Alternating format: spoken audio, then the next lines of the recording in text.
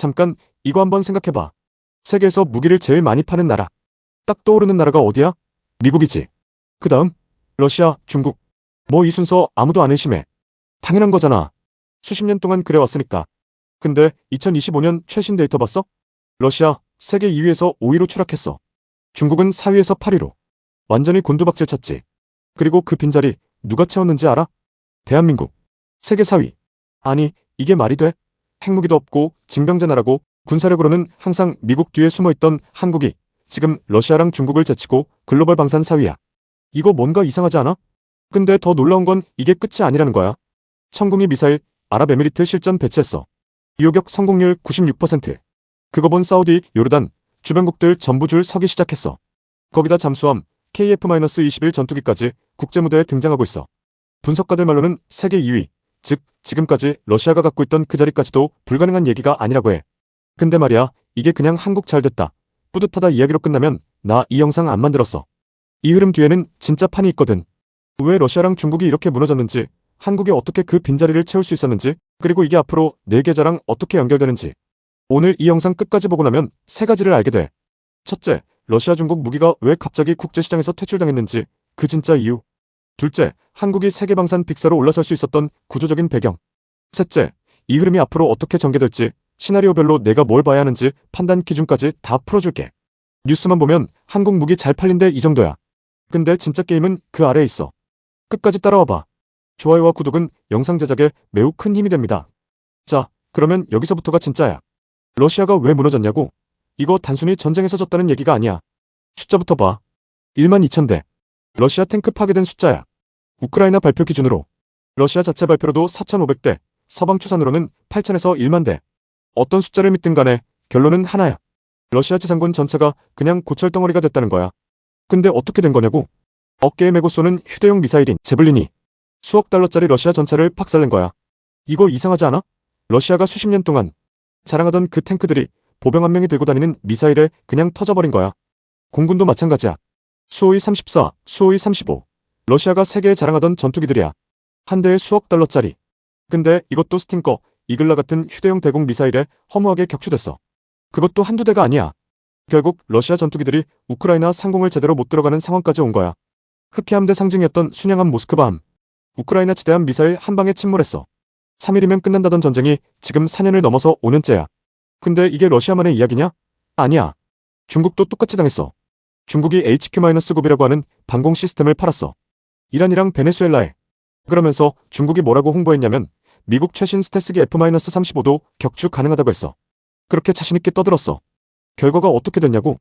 미국이랑 이스라엘 전투기가 들어가서 전자전으로 레이더를 완전히 무력화시켜버렸어. 그 뒤로 이란, 영공이랑 베네수엘라 영공 완전히 뚫려버렸지. 스텔스기는 고사하고 헬리콥터까지 마음대로 돌아다니는 지경이 된 거야. 수억 달러 들여서 산 방공망이 전자전 한 번에 그냥 눈먼 장님이 돼버린 거야. 자, 여기서 핵심이 나와. 전쟁 전까지는 무기 성능을 아무도 몰라. 실업 데이터? 얼마든지 조작할 수 있어. 겉모습만 봐선 어떤 무기가 진짜인지 가짜인지 알 수가 없는 거야. 근데 실전에 들어가는 순간 모든 게 다 드러나. 러시아랑 중국 무기가 실전에서 이렇게 처참하게 무너진 거, 이게 전 세계에 생중계됐어. 폴란드 봤어. 루마니아 봤어. 에스토니아 봤어. 러시아 국경 옆에 붙어있는 나라들이 전부 다 봤어. 그러면서 이 나라들 머릿속에 딱 하나의 생각이 박혀버린 거야.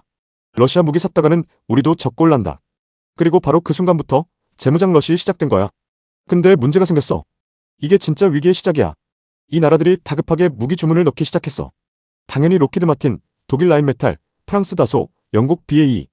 이름만 들어도 알만한 방산 업체들한테 먼저 갔지. 그런데 돌아온 답이 뭔지 알아? 몇 년 기다리세요. 왜 이렇게 된 거냐고? 1991년으로 거슬러 올라가 해. 소련이 붕괴하고 공산권이 무너지면서 서방 나라들이 다 생각한 거야. 이제 전쟁 없다. 국방비 줄이자. 미국도 유럽도 전부 방산 예산을 극도로 줄였어. 생산 라인 폐기하고 숙련 인력 다 내보내고 젊은이들도 방산 관련 전공을 안 하기 시작했어. 30년 동안 그렇게 쪼그라들어 있었던 거야.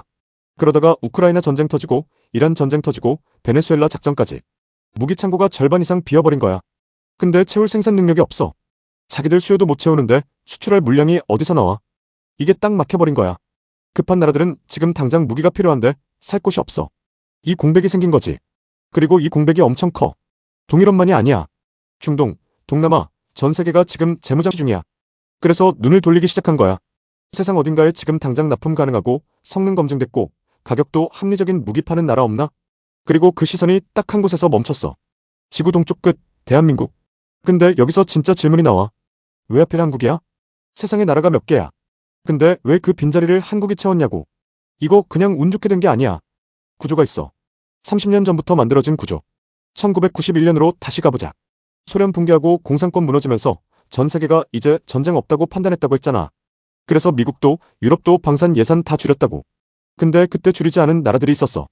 이스라엘, 중국, 그리고 한국. 이스라엘은 이유가 명확해. 주변이 죄다 적국이잖아. 항상 전쟁 대비를 해야 하는 나라야. 중국은 천안문 사태 보면서 공산당이 바짝 긴장한 거야. 소련 꼴라면 안 된다고. 그래서 군비 계속 유지했어. 그럼 한국은? 한국은 이유가 달라. 한국은 북한이 있어. 북한이 핵 개발을 멈추지 않는 거야. 근데 우리는 핵무장을 할 수가 없어. 미국이랑의 동맹 구조상 때문이지. 그러면 어떻게 해야 해? 재래식 무기로 핵을 억제해야 하는 거야. 말이 쉽지? 이게 엄청난 압박이야. 핵을 재래식으로 막으려면 성능이 극한까지 올라가야 해. 그러니까 한국은 30년 동안 재래식 무기 성능을 끝없이 끌어올린 거야. 멈출 수가 없었어. 멈추면 죽는 거니까. 다른 나라들이 방산 라인 다 폐기할 때 한국은 계속 돌리고 있었던 거야. 인력도 유지됐어. 숙련공도 있고 생산 노하우도 쌓이고. 그러다 보니까 창고도 채워져 있었어. 지금 당장 주문 들어오면 바로 납품 가능한 거야. 근데 성능이 좋다고 다 팔리냐고? 아니야. 여기서 또 하나의 포인트가 나와. 가격이야. K 전차, K9 자주포. 이게 성능 대비 가격이 말이 안 되게 싸. 미국이나 독일 동급 무기랑 비교하면 절반도 안 해. 그러니까 동유럽 나라들 입장에서 봐봐. 성능은 검증됐고 납품은 빠르고 가격은 합리적이야. 안 살 이유가 없는 거야. 거기다 한국이 또 잘하는 게 있어. 기술 이전. 우리 무기 사면 생산 기술도 같이 줄게. 이거야. 폴란드가 K 전차 대거 구매하면서 자국 내 생산 라인도 같이 요청했어. 한국은 그걸 받아들였어. 미국이나 유럽 업체들은 이거 잘 안 해줘. 핵심 기술 유출 싫다고. 근데 한국은 유연하게 대응한 거야. 이게 단순히 무기 파는 게 아니라 방산 파트너십을 파는 거야. 그러니까 한번 거래한 나라가 계속 주문을 넣는 구조가 만들어지는 거지. 자, 여기서 한 가지 더. 지금까지 한국이 팔아온 건 주로 재래식 지상 무기야. K 전차, K9 자주포. 이것만으로 세계 4위야. 근데 지금 완전히 새로운 카드들이 등장하기 시작했어. 천궁이 기억해? 아랍에미리트 실전에서 요격 성공률 96% 찍은 그 미사일. 이게 이제 국제시장에 본격적으로 나오기 시작한 거야. 사우디, 요르단, 중동 전역에서 문의가 폭발하고 있어. 잠수함도 있어. 지금 캐나다 디젤 잠수함 수주 경쟁에 한국이 독일이랑 붙고 있어. 독일이랑 붙는다고. 이게 몇 년 전만 해도 상상이나 됐어? KF-21 전투기 4.5세대도 있어. 가성비 전투기 시장에서 지금 얼굴을 막 내밀기 시작했어. 이게 본격적으로 수출 궤도에 오르면 지상 무기에 공중 전력까지 합쳐지는 거야. 전문가들이 왜 세계 2위도 가능하다고 하는지 이제 이해가 되지? 근데 여기서 중요한 포인트 하나 짚고 가야 해. 이거 그냥 한국 방산 잘 된다 뉴스로만 받아들이면 안 돼.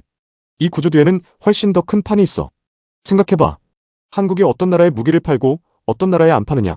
이게 이제 전쟁의 판도를 바꿀 수 있는 수준까지 올라온 거야. 단순한 비즈니스가 아니라 지정학이 되는 거야. 그리고 이 지정학의 변화가 결국 에너지 시장, 환율, 글로벌 공급망의 도미노처럼 연결되는 거지. 그 도미노의 끝에 뭐가 있냐고? 네 계좌. 방산주만의 이야기가 아니야. 이 판이 어떻게 굴러가느냐에 따라서 섹터 전체가 움직여. 그러면 앞으로 이 흐름이 어떻게 전개될지 시나리오를 짜야 해. 그래서 지금부터가 진짜야. 구조는 다 봤어. 왜 러시아 중국이 무너졌는지, 왜 한국이 그 빈자리를 채울 수 있었는지. 근데 이걸 알고 끝내면 그냥 지식이야. 우리가 필요한 건 지식이 아니라 판단 기준이야. 지금 K방산 슈퍼사이클, 이거 단순한 유행이 아니야. 30년 동안 서방이 방산에 투자를 안 하면서 만들어진 구조적 공백을 한국이 채우고 있는 거야. 이건 일회성 수출 대박 얘기가 아니라고. 근데 이게 영원히 지속되냐고? 그건 또 다른 얘기야. 지금 이 흐름에는 두 가지 시나리오가 있어. 시나리오 A. 지정학적 긴장이 지속되거나 더 확대되는 경우야. 우크라이나 전쟁이 장기화되고 중동 긴장이 유지되고 동유럽 나라들이 계속 재무장 압박을 받는 상황. 이 경우엔 수요가 꺾일 이유가 없어. 오히려 천궁이 실전 성능이 검증되면서 미사일 수출이 본격화되고 잠수함이랑 KF-21 전투기까지 수출 라인업에 올라오면 지금 4위가 아니라 2위 얘기가 현실이 되는 거야. 시나리오 B. 지정학 긴장이 갑자기 완화되는 경우야. 트럼프가 우크라이나 종전을 밀어붙이고 중동도 협상 국면으로 전환되는 상황. 이 경우엔 단기적으로 방산 수요 심리가 꺾일 수 있어. 주가가 먼저 반응해. 근데 이게 진짜 수요가 사라지는 건 아니야. 동유럽 나라들 재무장 수요는 전쟁이 끝났다고 없어지는 게 아니거든.